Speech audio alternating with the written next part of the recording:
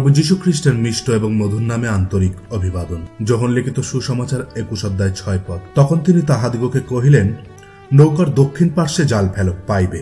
অতএব তাহারা জাল ফেলিলেন এবং এত মাছ পড়িল যে তাহারা আর তাহা টানিয়া তুলিতে পারিলেন না। প্রভু যীশু খ্রিস্টের মৃত্যু এবং পুনরুত্থানের পরে শিষ্যরা নৌকায় করে মাছ ধরছিলেন, কিন্তু সারা রাত চেষ্টা করেও তারা মাছ পেল না। প্রায় ভোর হয়ে এলো। সেই সময় যীশু পারে এসে দাঁড়ালেন, তবুও শিষ্যরা তাকে চিনতে পারল না। তখন যীশু তাদেরকে বললেন, বৎসেরা, তোমাদের কাছে কি কিছু খাবার আছে? তারা উত্তর দিল না। তখন তিনি তাদেরকে নৌকার ডান দিকে জাল ফেলতে বললেন। তারা সেই মতো জাল ফেলল, কিন্তু এত মাছ ধরা পড়ল যে জাল টেনে নৌকায় তুলতেই পারছিল না। দুষ্ট অপরাধী পাপীদের জীবনে কোনো শান্তি নাই। সমুদ্র তরঙ্গের মতো তারা এদিক ওদিক ইতস্তত ভ্রমণ করে, কোনো স্থায়ী শান্তির ঠিকানা নাই। নরকের ভয়ঙ্কর আগুনে অশান্তময় স্থানে তারা চিরদণ্ড ভোগ করবে।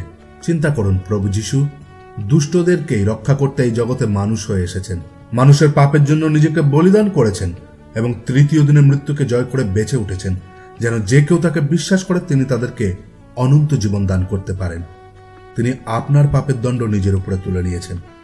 আপনি পাপের জাল থেকে বেরিয়ে তাকে আপনার জীবনে গ্রহণ করে ঈশ্বরের অনুগ্রহের মধ্যে প্রবেশ করুন। ধন্যবাদ।